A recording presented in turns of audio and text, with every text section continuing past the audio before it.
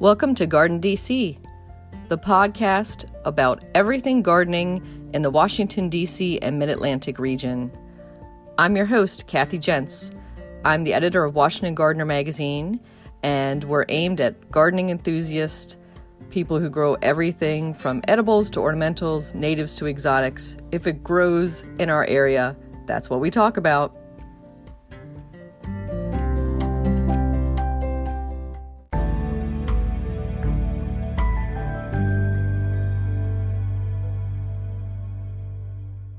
On this episode of Garden DC, we're speaking with David L. Culp. He's the creator of the gardens at Brandywine Cottage in Downingtown, Pennsylvania.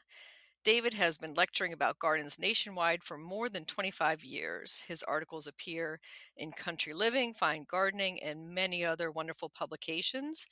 He is also an expert on herbaceous perennials, and we're talking to him today specifically about snowdrops, also known as Galanthus. Welcome, David. Thank you, Kathy. It's good to be speaking with you and about one of my favorite topics. Thank you. Good to have you too. And I know that one of your other claims to fame, and I have to mention it right at the top, is the Brandywine hybrid strain of hellebores, because our last episode of Garden DC was interviewing Barry Glick all about hellebores. Well, that's great. You can't ever talk too much about hellebores. Mm-hmm. And you know I'm not too far up the road from you in Downingtown, Pennsylvania, right outside of Philadelphia. Hellebores are a large part of Brandywine Cottage. They all come from right here. Nice. And if anybody hasn't seen David's books or seen pictures of the Brandywine hybrid strain of hellebores, definitely jump online to davidlculp.com, and we'll repeat that at the end. And you just came out with a book called A Year at Brandywine Cottage. Tell us a little bit about that. It is brand new out this past year. I was kind of amazed from the layered garden. It was very successful. When won Garden Writer's Book of the Year several years ago. So I decided to write a book about what do you do after the garden's in. Uh, you know, that's another whole subject. Lived at the cottage for 30 years, and I broke it up by season. And my theory being the 6 seasons at Brandywine Cottage, you let your garden tell you how many seasons it has. You don't necessarily superimpose your thoughts on it. Let the garden tell you, and that's going to vary from region to region to how many seasons it has. So I've put in this book arrangements from the garden. It's kind of a holistic approach to gardening. Arrangements, containers, by the month, what you might be doing or considering. There's drop downs throughout it for water wise gardening, weeds, just a, a gardener's chat, much like today, uh, about how much beauty you can get out of the garden in the course of a year. And I'm just sharing a lot of ideas with my readers. That sounds like a wonderful resource to have, especially for those of us in the Mid-Atlantic who share a lot of the same plant palette as you and similar climate and growing zone. Let's talk a little bit about Brandywine Cottage itself. Is it a historic property, newly developed? How did you find it? It's a historic property. Yeah, well, in that it was built in the late 1790s. It was one of those stories about like love at first sight. I had moved back to the area, lived in the area in southeastern Pennsylvania as a little cub, and moved away and came back. And I had been searching for an old home. I had restored one in Atlanta and one outside of Charlotte, and moved back here. And the simplicity of the house just appealed to me. It's a very simple, straightforward Pennsylvania farmhouse, and I just loved it. And fortunately or unfortunately, it was the all too familiar story of a place that really needed somebody to love it. And I knew I could supply the love, and I knew right away that the site had so many possibilities for a garden just by the very topography. So it was a put an offer on the house. They turned it down. A year later, they called me up and said, we'll accept it. And I thought it was just kismet. And I have been having the time of my life making a series of garden and one garden, um, Brandywine Cottage. We live in the Brandywine Valley. Um, it's been the love of my life, quite actually, Kathy. It's been just a wonderful blessing to me. Yeah, it does show your passion for gardening and such a beautiful setting. And I was going to ask, what plantings were there or established before you arrived? So there was a historic home, but were there some old growth trees? What did you keep? What did you get rid of? There was old growth trees, and I made a kind of it was my home, and I was very much interested in gardening and design from the get go, uh, and I wanted to respond to the site, just respond as it was given to me. So right away, my limitation or my parameters for this garden was not to change the land, to respond to it as it was given to me. I didn't take down any trees unless they were leaning or broken. I left all the mature trees. They add so much to the sense of place, but I took everything else. In the way of a garden, I had nothing. I had the most virulent strain of poison ivy on the East Coast. I had English ivy, multiflora roses, and honeysuckle, which we removed over the course of years by hand because we don't use herbicides or have any auxiliary irrigation system in the garden as well. Seems like it's a fairly wet garden. Are you on a stream bed or is it just No, naturally no, damp? I have clay soil where you walk down to the south side of the property because you're on a hill. It's a little more moisture there, but I would consider myself a very, very dry garden. I have a well that's 360 feet deep that if I water with a sprinkler for more than an hour and a half, I run out of water to drink. So it's a it's a dry garden. Perhaps again because I have clay soil, which retains water when it's wet, it is a benefit. I'm always adding leaf mold to it to keep it more friable. And that's a great tip, David, because a lot of us are afflicted with clay soil in the mid Atlantic and, of course, in a great amount of the Southeast as well. And adding leaf mold or leaf compost or just a top dressing of shredded leaves can go a long way. I can't think of much better than leaf mold or composted leaves. It's so organic and it feeds the soil, and it's what nature does herself. We're just doing taking our cues from her. I put it on thin enough where it goes into the soil within a course of a year because I look at it as feeding the soil as well as the top dressing. Now, earlier you described yourself as a little cub. So let's talk about little cub David for a bit. were Okay. you were you born with chlorophyll in your veins, as I like to say, or did somebody in your family teach you, or did you come to it later in life? I was born with chlorophyll in my veins. I was blessed to have two sets of grandmothers who both were gardeners. Okay. And they both kept extensive gardens. I thought it was kind of the norm. And also early on, there was a rumor going around amongst my aunts and neighbors that if David planted it, it would grow. That he had and I believed it. And then I just realized maybe I was cheap labor, but I've always enjoyed uh, working with plants and being outdoors as long as I can remember.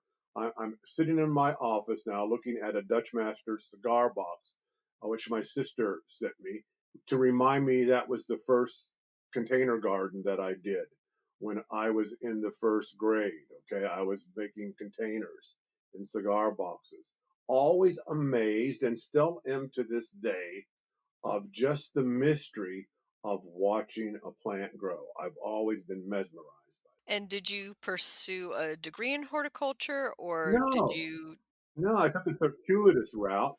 I don't think my parents quite knew what to do. They wanted me to do more of a classic white collar job. Uh, I took a degree in developmental psychology and then came to horticulture. I studied at Temple University later, only because I knew it's what I had to be doing is working with plants. So I made a change. And that's okay. Anyone who's listening to come to it, just so you come to it, whether it's early in life, late in life, uh, I would just advise everyone to follow their passion. And I just came to it a little bit later, but I came to it with that much more of a drive and passion to make up for lost time. It's so true. And is there a quintessential plant, we're going to talk about Galanthus, of course, in a minute, that drew you into gardening? Oh, perhaps. I was always right there by their sides in the garden. I remember, my first big job was when my grandmother gave me a bag of bulbs and said, go out and plant them. I think they were tulips. And I asked for instructions, and she said, well, now, David Lee, you can figure this out on your own. And when she said that, she empowered me as a gardener. And I thought when they bloomed the next spring that I had done the whole thing. The very fact that she told me that I could do it uh, changed my life. And I decided that's what I want to do with my life is tell other people that they can garden, that they can do it. And I'm made a career out of that, Kathy. I'm very happy and honored to say that that's what I've been doing with my. Wonderful that she gave you such free reign too and just told you to have at it. Well, you almost have to at a, sometimes. Hmm. I don't. You sometimes we learn from our mistakes, and the reason they're listening to this podcast or taking a class is trying to limit the number. But just think of all the chefs who started out with mud pies or had a cake fall, and that didn't stop them. You just keep on working with your craft as you go. It's part of the creative process. Maybe making a mistake is part of the creative process. Hmm. And I won't even ask you, David, how many plants you have killed. Well, I teach classes at Longwood, and usually the first night I tell everyone to just relax. I have killed plants too, and that's why we are here together is to just cut down on that number. Okay, it is a living, growing, and sometimes dying art form, and it's not a static art form as well. So we just have to get used to the cadence of life. Is a nice way to put it. Lives, grows, and oftentimes dies. Hmm. And let's talk a minute about your earlier book that is in many gardeners' libraries, The Layered Garden. Can you talk a little bit about that theory behind the layered garden? Well, the layered garden. Basically, it's how much pleasure you can wring out of one spot and use that same space uh, season after season, time after time, in the process of layering. And it's a spatial layering in some sense. It's looking at ground level, looking at herbaceous level, looking at shrub level, tree level, a small tree, tall tree. It's about addressing all those spatial layers in the garden and making combinations and a cohesive garden throughout those different spatial layers. But it's encouraging everyone to address them all. Then it's also a layer of time, how a garden changes in the course of a week, how it changes in course of a season or year or of a decade even. It's the layer of time on top of a garden. And then I even, in some parts of the book, address the emotional layer of the garden, that sometimes it's not all about visual, that there's an emotional element to the garden as well. So definitely gardening in four dimensions, which the fourth dimension is time, of course. Of But then course. there's that added one you're talking about. And is that a little piece of the gardener? Is that your It garden is. memory or history, or what would you describe that as? It's a little piece of the gardener. I think in the book I ask people to look inside themselves and see what they really love about nature. That's going to vary for everyone who's listening today, and that's good.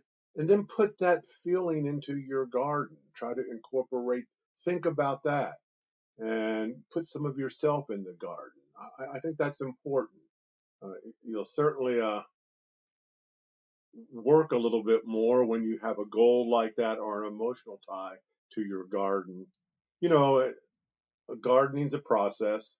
It's not a product, and hopefully we'll be doing this for years and years to come. So having that emotional tie is very important. Mhm. And there's literally the gardener's blood, sweat, and tears out there in the soil as well. Yes, yes, I'm. It's just what we do.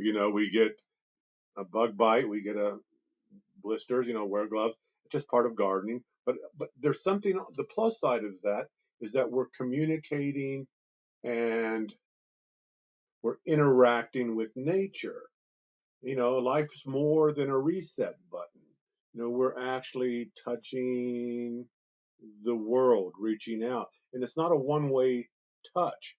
Nature's also touching us and healing us by interacting with her as well. Hmm. That's a lovely way to put it, David.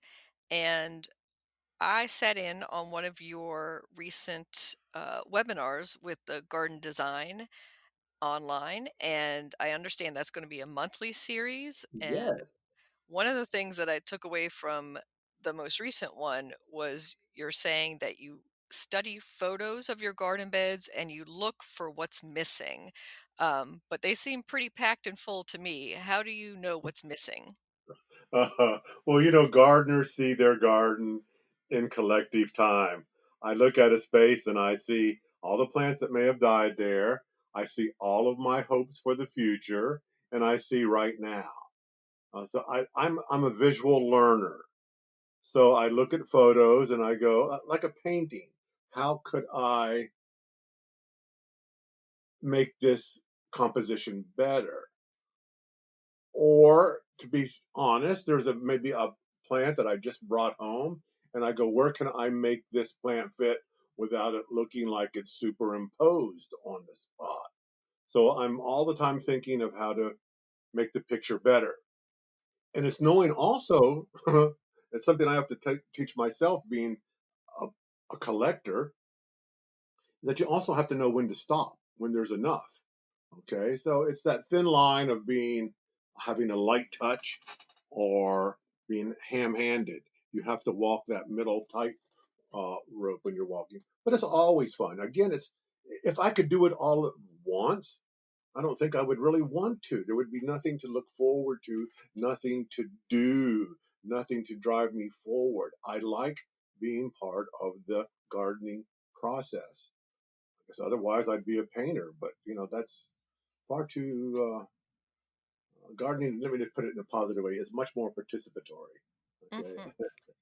Yeah, and I think that's also taught in art school is you have to know when to stop, when to step back, and it's totally at your own discretion when the painting is done. It's done when it's done, right? That's right. And you, as the gardener, are the artist. You can change things. It's you can make it happen. You can play with color. You can play with balance. You can play with form. You can play with scale. You can play with the character of the garden. That's all you as the gardener, the artist, as it were. Hmm. And it's always interesting to me to see how different gardeners are comfortable with different amounts of filling, so to speak, in their garden beds. So some people are more austere and modern and sparse, and they don't want the plants to touch. And then others are like, pack it all in as much as you can. I'm on the latter group for sure because I think when I look and I take most of my cues from nature, when I go out into the wild, I see that plants live in communities. They like to touch, they like to be intermingled. So I like to have that feeling in my garden as well. And I like to think maybe they help me crowd out the weeds as well. I just I want it to look very natural and like it just happened. So Yeah, my job as a gardener is to be a referee, just to keep the plants from killing one another. Definitely like them to touch and interact. Mhm. Yeah, those are my favorite type of gardens too, the ones where I let the plants just fight it out amongst themselves and maybe do a little editing to help them along the way, Yeah, but, kind of laissez-faire, I will call it. it's just like trying to keep the kids from killing one another while they're playing. I'm just a referee. Like the garden, I like a look like you just described. That maybe the garden it just might have a mind of its own to make it look like it might just have happened, but of course it didn't. You're staging that and managing it that way. But I like that feeling of nature has a hand in it as much as I do. Hmm. Yeah, it's almost the highest compliment when somebody comes up and says, "Look at these wildflowers that just popped up here," as if you didn't work your tail off I get that to make. frequently. Mhm. I try to keep my mouth shut, and then I always have to admit, well, no, I planned it like that because that is the high compliment to make it look like it just happened. Yes. Yeah, I almost got my nose bent at a joint once on a church planting I'd put in, and people would just come up and think that it just happened naturally, and I'm like, "Ah, if you only knew how much work went No, that's into a that." high. That's a high compliment. I'm a Hmm. big fan and big proponent of naturalism. Okay, I just Mhm.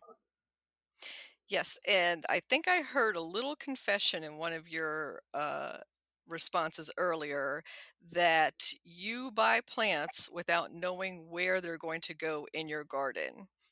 oh yes, Your Honor, guilty as charged. I do. I seldom return home without a plant. I am not a paint by number gardener. There's something kind of without soul, soulless about not allowing yourself to have a plant that you want and that you like. Again, I have a holding area. I'll try to make it fit. When you're out there gardening and have to stop and run and get a plant, that's terrible. I mean, yes, I've done there, I've been there, but if I know I have some already selected plants in the back holding area, that's so much the better. And I just can't resist the fact some plants just speak to me and say, take me home, David. I know it fits my palate that they're probably dry, a new texture, a new color to play with. If you should be having fun with it. I will not be the voice of restraint when it comes to plants, usually. So you're an enabler, in other words. I am an enabler. Yes. If we go to a garden center shopping together, you're not gonna say, maybe take some of those things out of your cart. That's too much." No, I'll even say buy some for me and put them in your garden. Okay. I don't have room. I'm definitely an enabler. Uh, if we're shopping together, I'm easily influenced by what someone's telling me. And, and also if I'm like a plant, I'm more than happy to share its virtues. Um, yeah, and or we'll buy it, Kathy, and then we'll divide it, and both have one. Perfect. And that brings us to, I think, Galanthus and your love of snowdrops. And I was going to ask, is there a Galanthus on this planet that you've said, nah, I don't need that? It's not a matter of need always. uh, is there one on this planet that I don't need it? I think there's always room for one more. Um, with Galanthus, and it's a little bit different from hellebores with me. Uh, there are different types. I do believe that they're all should be used in the garden, but I have more than enough room for like straight Galanthus elwizii or straight Nivalis, especially mass sheets of them. I mean, nothing's more wonderful than thousands of them in a drift. So Hmm. I can't say that there's one that I would walk away from if handed to me. All right. So you're not a snob about them. You're not like, Oh, I do have opinions about them as individual cultivars. Don't get me wrong. There's all different kinds of usage, but I do have fairly strong opinions about particular cultivars, which which is kind of the fun of it. Hmm.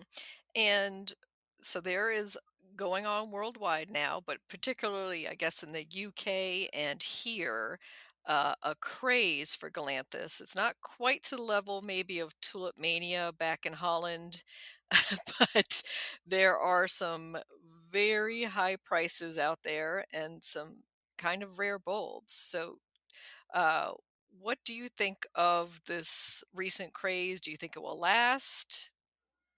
I think it will last. It's been secular throughout time. It was popular during the Crimean War. It was popular during Victorian times. It was popular during the Austrian court, where actually earrings that the court wore, ladies were called snowdrops. Okay, little they look like. Think of the girl with the pearl earring. It was a kind of so it's been in cycles. Um, I think it'll last. I think it'll always be there. There's a lot of good reasons. They're in the amaryllis family, which means they're deer resistant. And the prices, well, I probably have paid more than I should for a snowdrop, but there's a lot worse things in life to spend your discretionary income on. And with a little bit of luck, I could get my bulb to increase in the course of a year. And I just say, gee, they're outperforming my 401k. If it doubled in a year, I'd be very happy. So I live a Mhm, life of no regrets with what I spend on snowdrops. mhm. And I think the key word there was discretionary income. You're not spending your mortgage on it. Close, but not. But not. So you talked a little bit about expanding. If you say got a nice couple of bulbs that you really like, do you just plant them out straight in your garden? Is there a transition when they arrive? And how do you get them to multiply maybe faster than they might naturally? Well, both. The answer is, I often look at my snowdrop. It's the only thing, Kathy, in my garden that I label. Like my snowdrop collection, of which I have over 200 cultivars. So you have to label them. And I keep them in the garden because I'm always about whether it's hellebores, whether it's about galanthus, it's about garden usage. It's about using them in the garden. So I try to stage them in the garden so they look garden-esque. I also have in my little growing area, I've risen to new heights or sunk into new lows. I will row them out in stock beds till they bulk up, and then I move them to the open garden, and I can see how they behave in the garden, and I can see if there's any diseases in those beds. But having said that, I put them in stock beds or I put them in the open garden. I'm more inclined to put them in a stock bed because I have the space so I can bulk it up faster. By that, I've prepared the bed to be well drained with a good amount of that wonderful word leaf mold, leaf shredding. They like, they're a woodland edge plant for the majority, and they like it well drained. So I make the soils that way so they will increase faster. Hmm. And the stock bed, is it literally a raised bed, like with a wooden edge, or how do you? It's literally a raised bed with a wooden Mhm. edge because I manage it as a collection. Now, because I have Brandywine snowdrops, as I do sell them, I'll have to keep them labeled and I watch them and keep them separate. Um, and I like to make sure as I bring them in that they don't have any disease that I might introduce into the open garden. Um, Hmm. Are snowdrops vulnerable to disease? I hadn't heard of any. no, not really. They're great. There is one that staggy. It's a fungus that actually uh, gets on amaryllis as well. It actually is transmitted and it's soil borne. So that's about the only big problem. It's not even a big problem. Anytime you deal with a monoculture, whether it's hellebores whether it's dahlias, whether it's roses, whether it's galanthus. There will be something that's particular to that monoculture. And but I don't say that I lose sleep over it at Hmm. all. And in general, extremely low maintenance. Oh, yes. You go to these old farmsteads and the house is gone and the galanthus are still around the outside. I mean, they've been there for hundreds of years, especially in this area in Navalis. You can almost see where an old house was by the drifts around it. They're there long after the house is gone. Hmm. Yeah, I have lived near a stream valley park, and there are definitely pockets where the homesteads were that you can see nice drifts of snowdrops all around. And they're generally that one that you mentioned, the common novalis. And I was going to ask, and sort of a facetious question, is they're such a tiny little flower, and the differences between them are almost minute. Do you go out with a magnifying glass and a needling pad into your garden? How do you enjoy them? Well, I enjoy them every time I walk back and forth to the car. I I like I tend to like a bigger snowdrop.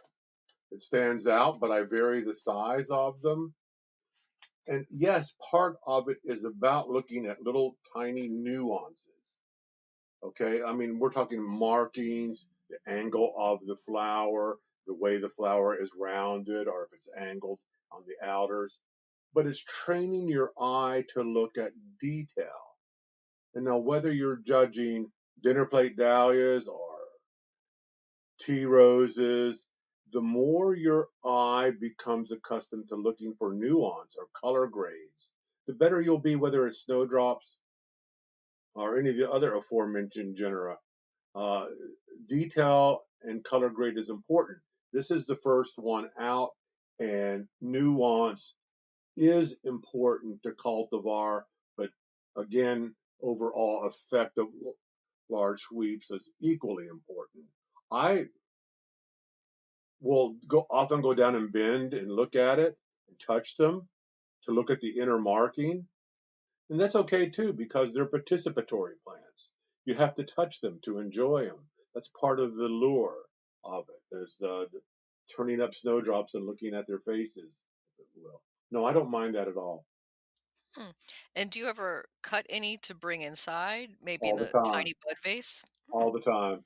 I usually put them by a side table.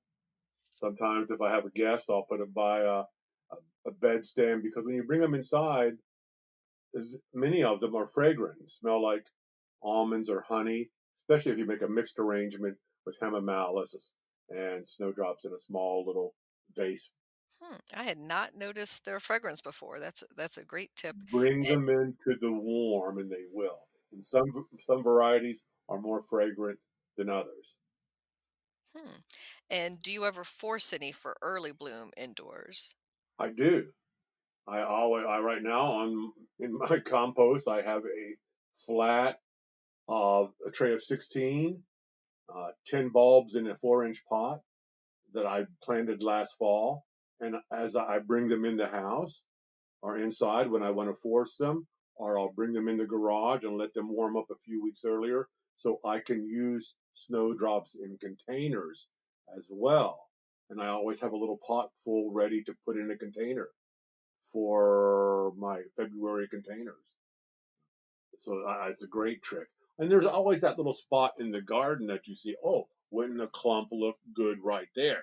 Well, I have one ready made for that spot by making these little forcing 4-inch plastic pots of containers.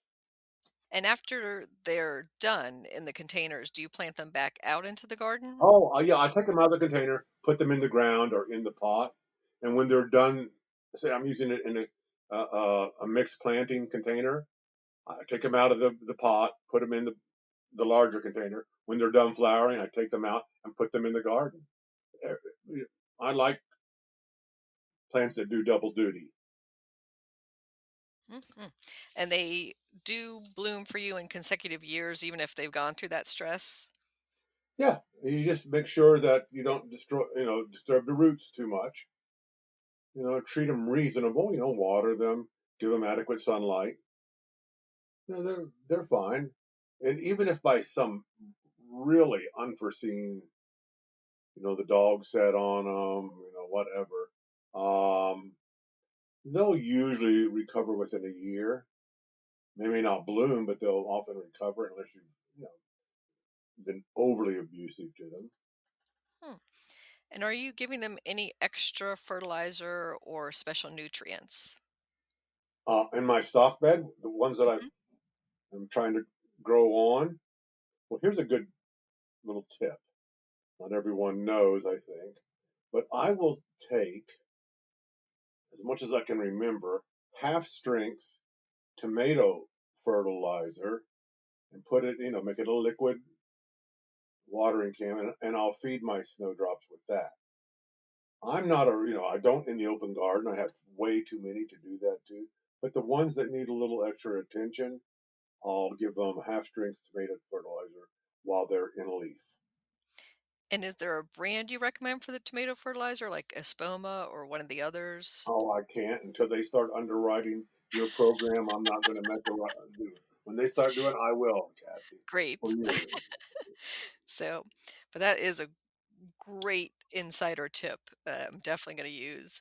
So, can you walk us through the snowdrop season from the earliest varieties to the last? So, is it as early as November, December, and what are those? No, it's early as September, October. Wow. My snowdrops started in the autumn. I have the autumn blooming snowdrops. And as you go further south, folks will have better luck with we call them the ROs, the Regina Olgaes.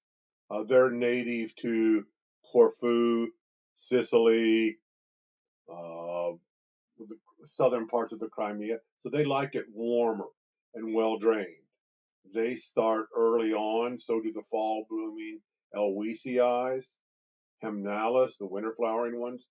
They've been blooming now, like I said, since September, October, November, December, and they're going to go another 2 months.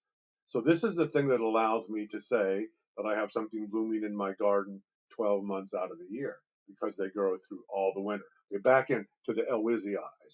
Okay, after the and the hybrids, um, which I like a lot of Elwesii hybrids because they usually have a bigger flower. Go and you have these other adjunct species in the fall. There is a lot of new ones being discovered in the past few years. Bursinus is one of them that and that one is hard to find.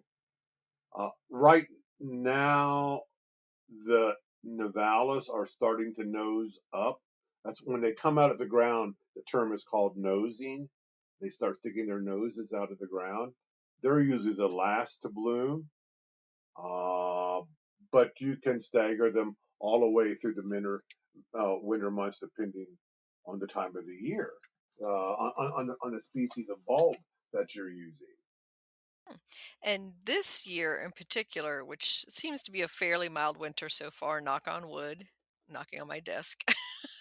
uh, do you think that we're a few weeks early in our bloom About a cycle? month, dear. About a Hmm. month. Yeah, that's what Um, I've been noticing as well. it is about a month, and I feel like we're having an English winter. Now, having said that, we live in the mid Atlantic. We know full well that this could change in a matter of a week. It could change in March. We could have but we've been fortunate so far. And I think the season must culminate for you with your annual Galanthus Gala that you host. It does, and it even goes on. But Hmm. that's when all the galanthophiles get together, and it's not just the galanthophiles. It's all the plants people kind of get together. We usually have it the first week of March, the first weekend in March, and people can leave their gardens guilt free and talk to other plant geeks. We let our geek flag fly. We come together and we celebrate Galanthus because they're blooming. It's kind of like the opening of the season, the social season, the plant season, if you will. So you get Galanthophiles and you get really serious plants people coming together for socializing. We had people coming from Maine southward to southern Virginia, North Carolina, westward to Ohio, Vancouver, Washington, to the state of. They came from all over. I think that was the last time I was out basically last year, was that first week of March. After then, lockdown came. But yeah, it's a great, great draw as far as an event. And we have speakers from all over the world come to speak. I used to, for 20 years, would go over to the winter show in London at Vincent Square and go to uh, Galanthus Day at Shaftesbury. And I finally realized, hey, we can do the same here. I'm a big champion of four-season gardening, winter gardening. So if we just emphasize it and celebrate it, it can happen. And it certainly, certainly has. We're going forward with it again this year. So despite COVID, it's going on. Is it virtual or It's live? all virtual, dear. I mean, Hmm. I want to keep the community together, just like we are doing today with this, keeping the plant community together. I want to do that. It's all virtual. And on the plus side of being virtual, we have people who can join in all over the world. Okay, we have a happy hour before, we have the night before, we have lectures during the day, an auction, and just the reach that you can have by having a virtual is exciting, I think. And one day we'll be able to reconvene together outside, but until then, we'll keep in touch. And do you have a date for it this year yet? March 6th, I do believe, March 6th. And we have a website, Galanthus Gala, and I think we have a Facebook page as well. We haven't put the announcement up. It's look for it within a week, announcing. I could give you a scoop, can I? I can tell you who the speakers are. Nobody else knows except Yeah. you. Anne Repenow from Germany. She has the hottest little book out on Galanthus this year. She's a lovely photographer. She's speaking on Snowdrops in My German Garden, 6 months of snowdrops. It's a beautiful book. It's called she's calling it a snowdrop. Her book is a snowdrop ramble, but it's lovely photographed and lovingly written as well. Cal Mateer from uh, Victoria is speaking on poculiform snowdrops. He's a snowdrop breeder, has a great, great eye for snowdrops. And then we have a Jessica um, Parker from England, speaking on the historical perspective for some of the English manor houses on snowdrops.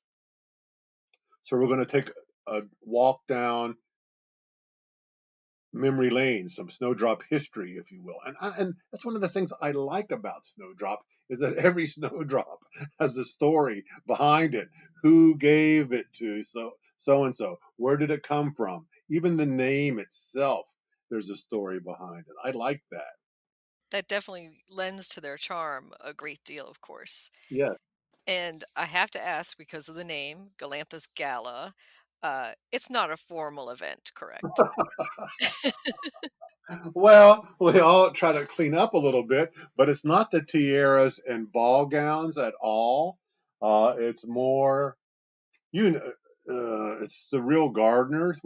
Everyone is there socializing, but beware, just because you think someone next to you looks like your aunt or mother, uh, sometimes she'll jump in front of you to get that special snowdrop. Okay, these people are serious and they're trying to find the latest and the greatest snowdrop.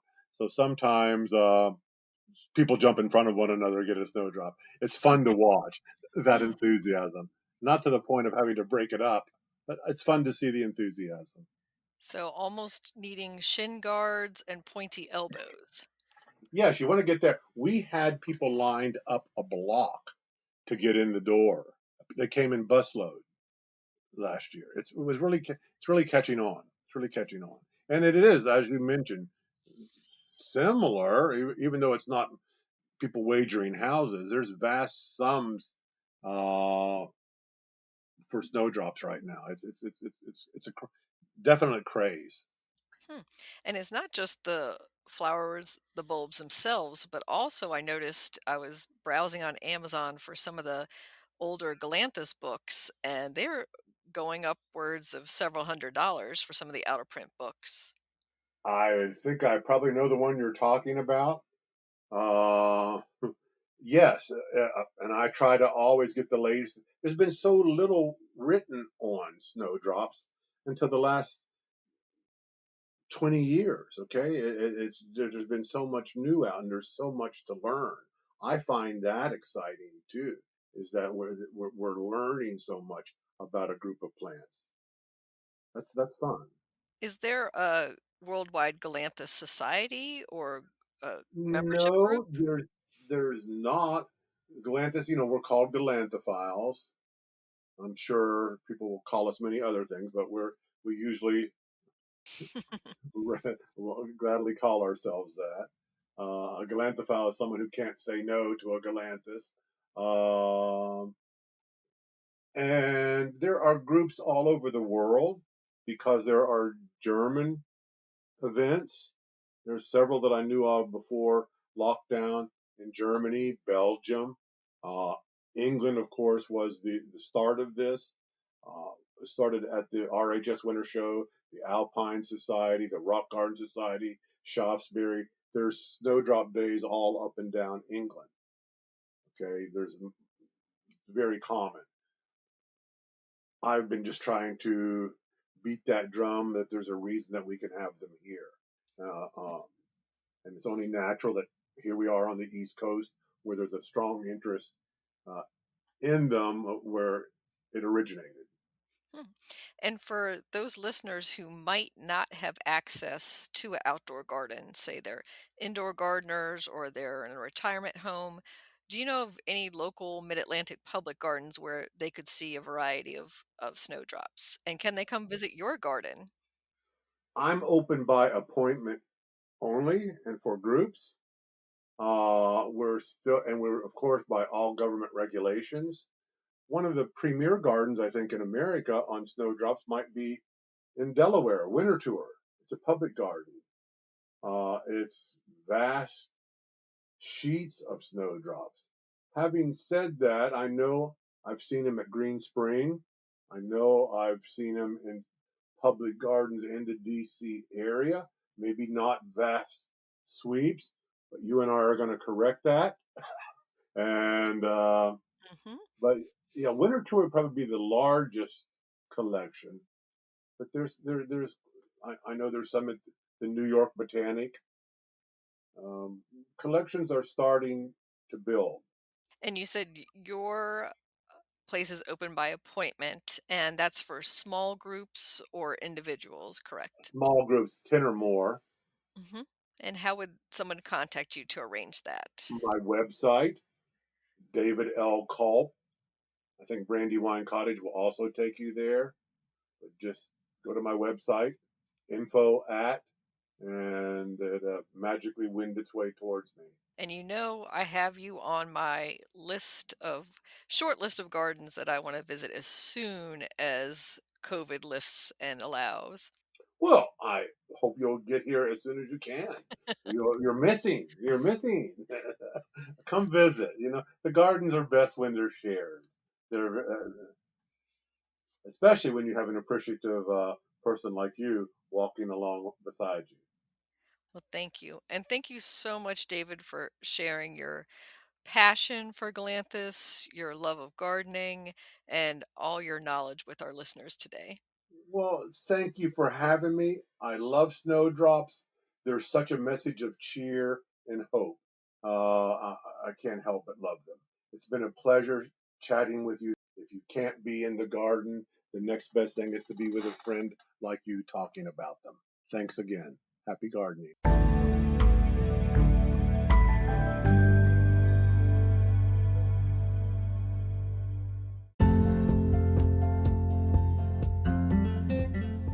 Growth cycle. of a gardener. From the photos I share on Instagram and elsewhere, you might get the impression that I enjoy snow and cold, which couldn't be further from the truth. I loathe and detest the damp, chill, and frigid winds. As my garden matures, though, I begin to appreciate the winter interest in it. I also can acknowledge the need for the garden to, quote-unquote, go to sleep for a period every year to rest and rejuvenate. If not for this respite, I don't think I'd ever get time to attend to the indoor projects such as repotting orchids and starting new violets. I suppose we should consider ourselves fortunate to live in a climate here in the mid-Atlantic USA that gives us 4 distinct seasons, or is more like 12 of them. Each month seems to bring a drastic shift in temperature, rainfall, and winds, though some say we only have 2, hot and humid or cold and rainy. No one is more aware of the daily changes in weather than a gardener. For the several weeks of drought we have in late summer usually, I fret over my new plantings and regularly check on my annual containers that dry out so quickly. When I remark on the drought without any precipitation at all, a friend remarked, "What drought? What different worlds we inhabit from non-gardeners."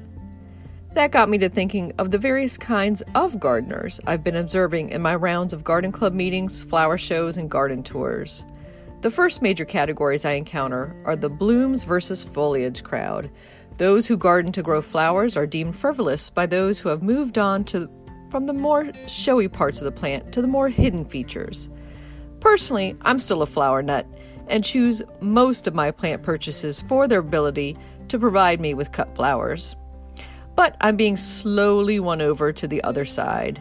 I ran into Joel Lerner, a landscape designer and the former columnist at the Washington Post on landscape design, at Brookside Gardens one day. And we had a chat about the Osmanthus goshiki false holly growing outside the visitor center. The pink-tinged leaves and creamy tones have me shopping for a few to add to my own shrub borders now. Next on my list are the plant whores versus the selective snobs. Horrible names and highly accurate. These garden types are easily disguised in everyday life, but their true colors fly when they attend a plant exchange or seed swap. I'll readily admit to being in the plant whore category myself. Anything and everything can find a place in my yard, somewhere. And if I can't squeeze it in, I'll foist it onto friends and family. The selective snobs kind of puzzle me. Why even go to a plant exchange if nothing meets your high standards? I suppose they're hoping there might be something there for them to take, say a pristine new introduction or a rare overlooked hybrid. As my garden is getting even more crowded with older plantings filling in, I'm sure I'll be a selective snob soon, myself. As a gardener moves from dabbling in the hobby to all-out addict, there is one thing we all have in common: shrinking lawns. For my part, I've purposely gotten rid of any turf grass on my property. In my opinion, it's the most labor-intensive and least rewarding thing one can possibly grow. For some, lawn is such an integral part of their definition of home that I understand they have an attachment to these large swaths of green. Still others are constrained by homeowners associations or are overruled by a spouse or partner and cannot fulfill their desires to turn all their turf into planting beds, but they can dream. No matter where you are on your gardening journey or spot on the spectrum, gardeners are the best kind of folk.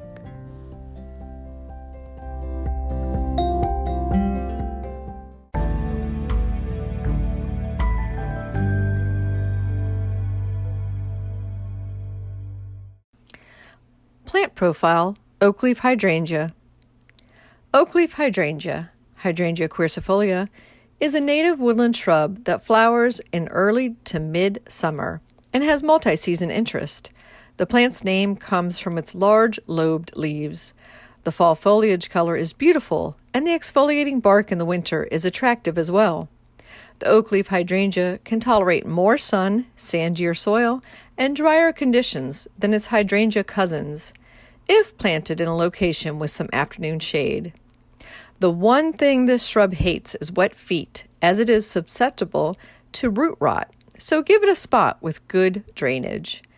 It is very low maintenance, and there's usually no need to prune it. Should you want to cut it back at all, always do so immediately after they finish flowering, before next year's buds can form. Don't wait too long, or you may prune away those flower buds. No fertilization is required, but you can top dress it with an organic mulch around the root zone in spring and fall. There are several beautiful selections available on the market. Peewee is a compact plant reaching 4 feet tall and 3 feet wide. Snowflake is a mid-size oak leaf that grows 4 to 6 feet tall and wide with oversized summer clusters of double flowers.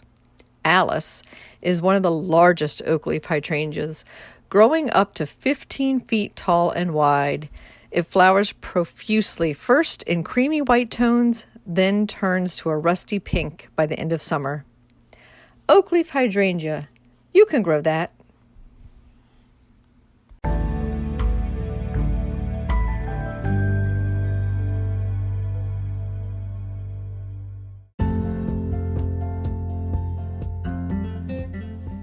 Thank you for listening to Garden DC. You can become a listener supporter by going to anchor.fm/Kathy-Gents/support.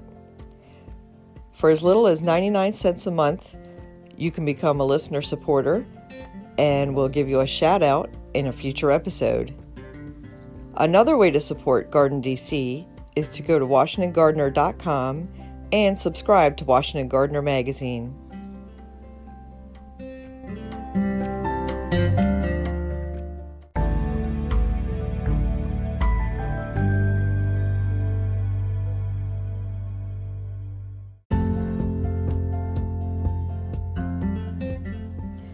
You can find Washington Gardener online at WashingtonGardener.com, on Twitter at WDC Gardener, on Instagram at WDC Gardener, and on Facebook.com at Washington Gardener Magazine.